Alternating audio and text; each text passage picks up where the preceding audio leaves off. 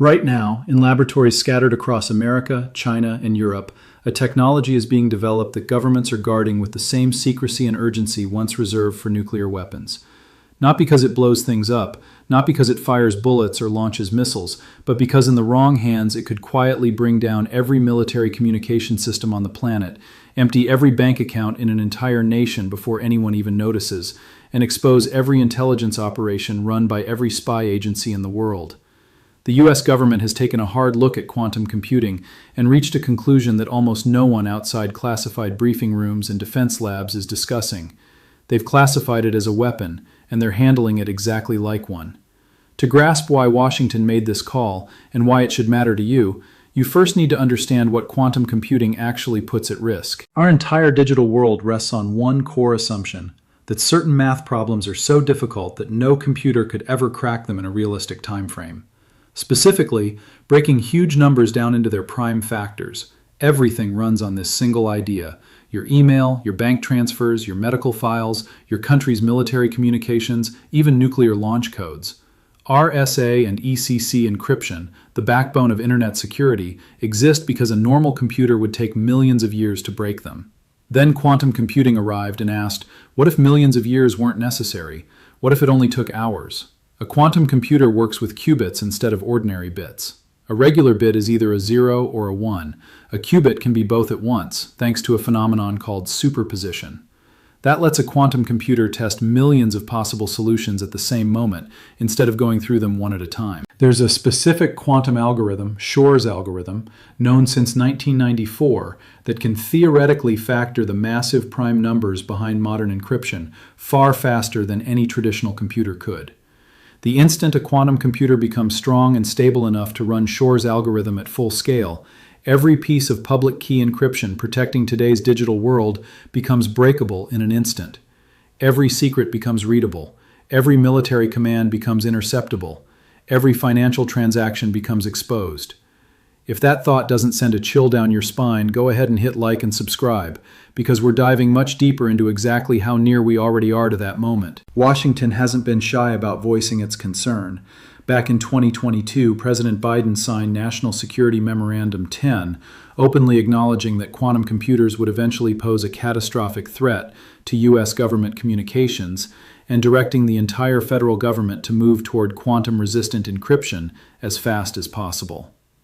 The Office of the Director of National Intelligence went as far as calling quantum computing the most pressing technological challenge since the Manhattan Project. Sit with that comparison for a moment. The Manhattan Project was the top-secret wartime effort that produced the first atomic bomb. When the nation's top intelligence officials draw that parallel, they're not exaggerating for effect. They're telling you they believe this technology could reshape global power the same way nuclear weapons did back in 1945. All that alarm turned into real policy in September 2024. The Department of Commerce, through its Bureau of Industry and Security, rolled out sweeping export controls that placed quantum computing into the same legal category as weapons and weapons parts. These weren't soft suggestions, they were enforceable rules with real consequences. Any quantum computer running 34 or more physical qubits, meeting certain error rate thresholds, now needs a government export license before it can leave U.S. soil. The same restrictions cover the cryogenic cooling systems required to operate quantum hardware, specialized quantum software, quantum key distribution tools, and quantum sensing equipment. Essentially, the U.S. government drew a legal fence around the entire quantum technology space and declared, none of this leaves the country without our sign-off. And they didn't stop there, because export controls only manage what physically leaves the country. They say nothing about where American money flows. So alongside that, President Biden signed Executive Order 14,105, establishing the first ever review process for outbound investment into quantum technologies. Then, on January 2, 2025, the Treasury Department's final rule under that order officially kicked in. From that point on, American citizens, businesses, and investors are barred by law from putting money into any Chinese company working on quantum computing, quantum sensing for military use, or quantum communication systems. Not merely discouraged, not subject to extra scrutiny, outright forbidden. This is the kind of financial clampdown the U.S. has traditionally reserved for nations under full sanctions. The government looked at quantum technology and decided that American capital flowing into Chinese quantum research posed a national security risk on par with shipping weapons technology to a rival power. That's a remarkable statement about just how seriously Washington views this field. The reason behind all this urgency becomes obvious once you look at what China has been doing in quantum research. China isn't sitting on the sidelines here. They're arguably the most aggressive player in the entire race. As of 2025, China has poured more public funding into quantum technology than any other nation, with government commitments topping $15 billion and a proposed state-backed fund worth 1 trillion yuan aimed at quantum systems, artificial intelligence, and semiconductors together. China has already constructed the largest quantum communication network on Earth, spanning more than 10,000 kilometers of fiber optic cable and linking 17 provinces and 80 cities, with quantum encrypted connections tying Chinese and Russian ground stations to satellite relays reaching thousands of miles. Early in 2025, China showed off a quantum encrypted communication link stretching more than 8,000 miles to South Africa. This isn't infrastructure built for consumer convenience. It's designed so that Chinese military and government communications can't be intercepted, even by an adversary with quantum capabilities of their own. Iran didn't just absorb the destruction of its military without responding. Its retaliation spread the conflict across a region covering more than a dozen countries. Iran spread its missile and drone attacks over 13 nations at once, deliberately aiming to overload the combined air defenses of the U.S. and its allies. The UAE, which many expected to stay out of the crosshairs, actually took in more incoming projectiles than Israel did during the fighting, 168 compared to Israel's 392. Hotels in Dubai were hit. Radar installations at Al Udeid Air Base in Qatar, the largest American base in the Middle East, sustained damage. A CNN investigation confirmed that at least 16 U.S. military facilities across the region were damaged during the conflict. Like and subscribe. One of the most jaw-dropping tactical moments of the entire war had nothing to do with cutting-edge technology at all. Iran flew a manned Northrop F-5 Tiger II, a fighter jet design dating back to the 1960s, on a low-altitude bombing run against Camp Buehring in Kuwait. The old aircraft flew so low and so slowly that U.S. radar systems, busy tracking incoming drones and ballistic missiles at the same time, had only about 120 seconds between spotting the plane and its bombs landing on target. A 60-year-old aircraft had slipped past one of the most sophisticated air defense networks in existence. Military analysts will likely be dissecting that moment for decades. Like and subscribe. Iran's supreme leader Ali Khamenei was killed in the very first hours of Operation Epic Fury. U.S. and Israeli strikes hit a gathering of top Iranian security officials in Tehran, and satellite images confirmed massive destruction at Khamenei's compound. The death of the man who had ruled Iran with unchecked authority since 1989 was the biggest political shockwave in the Middle East since the fall of Saddam Hussein. Iran's entire government and military command structure collapsed into disarray. Senior officials scattered. Communication systems broke down. A country that had projected dominance across the region for 4 decades suddenly had nobody left at the top calling the shots. Like and subscribe. Even with all that devastation, Iran's missile campaign didn't just fall apart overnight. The shift toward a drone-based war of attrition, made after Iran's ballistic missile launchers took heavy losses, turned out to be remarkably tough to stop. Iran claimed it had multiplied its drone production tenfold during the fighting, though analysts questioned whether that figure was accurate. What no one could deny was that Iranian drones kept flying every single day the war continued, day after day, week after week, steadily wearing down American and Allied missile defense stockpiles. THAAD interceptors, each costing millions of dollars, were being used up faster than they could be replaced. The first 100 hours of Operation Epic Fury alone cost $3.7 billion, with $3.5 billion of that entirely unplanned. Like and subscribe. On April 8, 2026, 38 days after the first bombs dropped, Iran accepted a ceasefire. The terms carried real weight. Iran agreed to reopen the Strait of Hormuz. Iran agreed to sit down with the United States for negotiations over its nuclear program.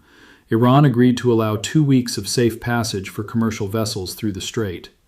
As talks continued, Secretary of War Pete Hegseth stood in front of reporters and stated that the U.S. military had achieved every objective President Trump had laid out at the start of the operation. The White House released a statement claiming that over 85% of Iran's defense industrial base, including most of its ballistic missiles, launcher vehicles, and long-range attack drones, had been wiped out. Like and subscribe. But the story doesn't end with the ceasefire. The IAEA, the international agency tasked with monitoring nuclear programs worldwide, hasn't been able to inspect Iran's damaged nuclear sites since June 2025. Just how badly Iran's nuclear program was actually hurt remains uncertain. Independent researchers at the Center for Strategic and International Studies, the Council on Foreign Relations, and the Soufan Center concluded that while the U.S. inflicted enormous tactical damage, it couldn't fully reach all of Iran's underground facilities or completely wipe out its long-term nuclear ambitions. A classified intelligence assessment reportedly determined that the strikes only delayed Iran's program by less than 6 months, rather than ending it for good. Like and subscribe. What Operation Epic Fury proved beyond doubt was the staggering gap between the military capability of the United States and that of any other fighting force on the planet. Striking more than 12,000 individual targets across a nation of 85 million people, all while simultaneously neutralizing air defenses, sinking naval assets, wiping out command infrastructure, hunting down mobile missile launchers, and maintaining total air superiority over an enemy that had spent decades preparing for this exact scenario. That is a military feat with no equal in modern history. No other nation on Earth could have pulled off what the U.S. military did in those 38 days. Like and subscribe. The war also revealed the limits of American air power in ways defense planners will be studying for years to come. Iran's underground tunnel systems, its shoot-and-scoot mobile launcher tactics, its pivot to a drone attrition strategy, and its exploitation of gaps in U.S. radar coverage using low-tech aircraft, all of these expose genuine weaknesses in the American way of fighting wars. The U.S. military remains extraordinary, but this conflict showed that a determined enemy with decades of preparation can still keep fighting, even under the most devastating air campaign in modern history. Like and subscribe. For ordinary Iranians, the fallout from this war is still unfolding as you're watching this. The economy, already crippled by years of sanctions and a collapsing currency, has been pushed to the edge. Internet access was cut off for months during the fighting. Food prices spiked. The currency kept sinking. The anti-government protests that had been sweeping across Iran since late 2025, fueled by economic desperation, never let up. They continued even while bombs were falling. The Iranian government spent nearly as much effort cracking down on its own citizens as it did fighting the U.S. military. Like and subscribe. Tensions around the Strait of Hormuz stayed high even after the ceasefire. Iran had planted explosive drone boats disguised as fishing vessels throughout the narrow shipping channel. These remote-controlled suicide craft relied on frequency-hopping encryption to dodge jamming attempts.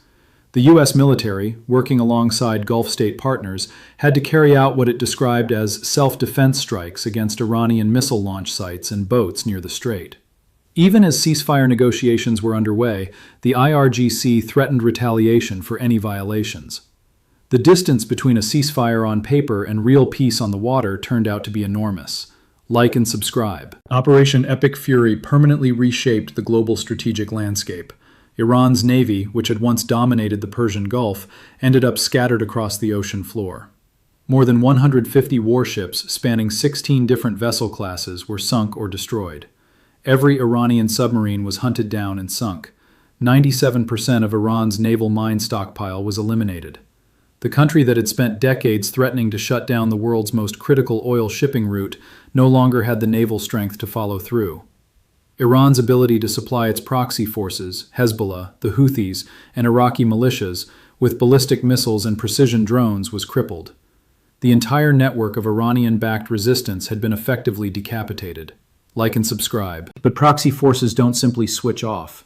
The Houthis in Yemen had already warned they'd resume attacks if the U.S. struck Iran. On July 7, 2025, months before the main conflict even started, the Houthis attacked a Liberian-flagged cargo ship in the Red Sea, killing 3 sailors and injuring 2 more. Even with Iran's military in ruins, the ideological networks Tehran had spent billions building over decades didn't vanish overnight.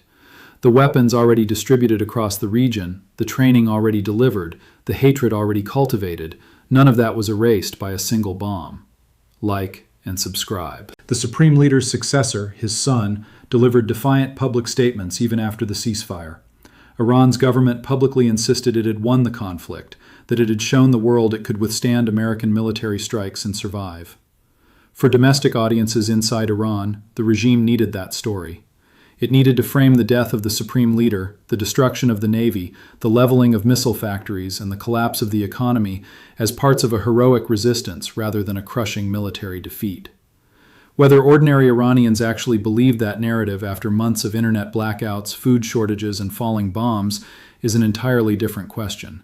Like and subscribe. The financial toll of Operation Epic Fury on the United States was massive. The Penn-Wharton budget model estimated a 2-month campaign would run between $40 and $95 billion in direct military spending alone, with the total economic impact, factoring in energy disruptions, trade losses, and financial market shocks, potentially reaching between $50 and $210 billion. The first 10 days alone cost roughly $6.5 billion. Add in the depletion of THAAD interceptors, the loss of 5 U.S. fighter jets during the campaign, the destruction of 16 U.S. MQ-9 Reaper drones, and the damage inflicted on American bases across the region, and you get a war that was historic not just for what it achieved militarily, but for what it cost financially. Like and subscribe. Before going any further, it's worth understanding what the intelligence apparatus surrounding that May 7th engagement had been quietly doing for weeks before the IRGC ever pulled the trigger. The EA-18G Growler, the electronic warfare version of the Super Hornet that the U.S. Navy flies specifically to blind, map, and penetrate enemy radar and communication systems, had been operating over the Persian Gulf throughout the ceasefire period, not in an aggressive posture that would draw diplomatic complaints, but in the patient, methodical collection mode of an aircraft quietly building a database rather than launching a strike. Every radar frequency the IRGC's coastal defense network broadcast on was recorded. Every communication link connecting Bandar Abbas to Keshem Island to the fast attack boat staging areas along the coast was mapped. Every signal from every system that had sat in electronic silence for 2 decades. The strict discipline that had kept American targeting databases incomplete was logged the very moment any system activated, whether for a tactical decision, a navigation update, or a targeting adjustment. The IRGC had maintained extraordinary electronic discipline for 20 years. That discipline was what had made their concealment effective and prevented precise targeting. You can't strike what you can't find, and the IRGC had been careful about staying hidden. But when the attack on the 3 destroyers was launched, every system that had gone silent activated all at once. Every radar lit up to lock targets. Every command node transmitted to coordinate the strike. Every electronic signal from every part of the entire attack package was mapped, recorded, and filed into the American targeting database simultaneously, with a level of precision that hours of Growler surveillance had been quietly building toward, and that the full, simultaneous activation of the attack completed within minutes. The IRGC's own attack handed over the complete targeting database that 20 years of effort had been designed to prevent American intelligence from ever assembling.